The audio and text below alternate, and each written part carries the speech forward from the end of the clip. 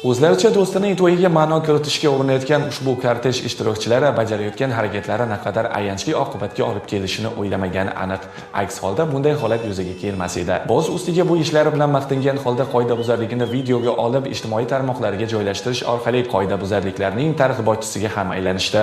Ushbu videoni agar bir sinchkovlik bilan ko'zdan kechirsak, tana a'zosini chiqargan yoshning o'zining hayotiga va qolaversa boshqa harakat ishtirokchilarining hayoti va sog'lig'iga jiddiy rahna solayotganligini ko'rib guvohi bo'lishimiz mumkin. Bu kabi holatlar juda ham xavfli hisoblanadi va bu kabi holatlar ayanchli yakun topganligini biz bir necha marotaba guvohi bo'lganmiz. Shundan kelib chiqqan holda muhokamalar markazida bo'lgan video holat ishtirokchilari aniqlanib, tegishli ta'sir chorasi qo'llanildi. To'y bo'ldi, sindoshimiz to'y edi. Endi men aslida kortejga qatnashganim uchun video syomkada tushib qolgan mashinam. Shu uchun endi kortej qaytarilmaydi, xudo xolasa. Pushaymonmiz shu ishimizdan. Qaytarilmaydi. Sinfdoshlarim to'y edi, shunga chiqib ber deb nima qilgandilar. Endi noto'g'ri qildik. Qoidani buzmaslik kerak edi o'zi. Hech kim qaytib takrorlab o'tirmasin.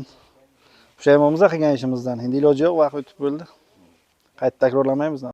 Kech bo'lsa-da xatoni anglab yetish va uni takrorlamaslik muhim. Shu o'rinda barcha yoshlar ham bundan tegishli xulosa chiqarsa maqsadga muvofiq bo'lardi. Sababi keyingi paytlarda yo'l transport hodisalari sodir etilishida aynan yoshlar, ayniqsa voyaga yetmaganlarning ulushi ham kam emas.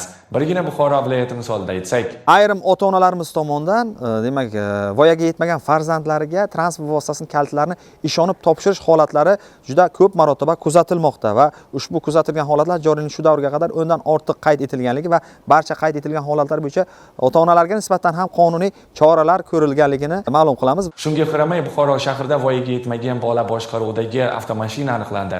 Maktabning 11-sinf o'quvchisi yo'llarda belgilangan qoidalarni buzib transport vositasini boshqarib yurgan paytida yo'l-patrul xizmati inspektorlari tomonidan to'xtatildi va avtomashina jarima maydoniga qo'yildi. Aniqlanishicha, bu holatdan uning oyisi xabardor bo'lgan, ammo avtomashina boshqarish huquqi va yetarlicha tajribaga ega bo'lmagan holda yo'llarda qoidani buzib yurgan bu haydovchi bexosdan bir piyodani urib ketishi yoki boshqaruvni yo'qotib o'zi halokatga uchrashi mumkin emasmi? Ota-onalar bolalarga avtomashina kalitini tutqaza turib, nahot mavjud ana shunday xavf-xatarlari haqida o'ylab ko'rishmasa? Xulosa o'zingizdan.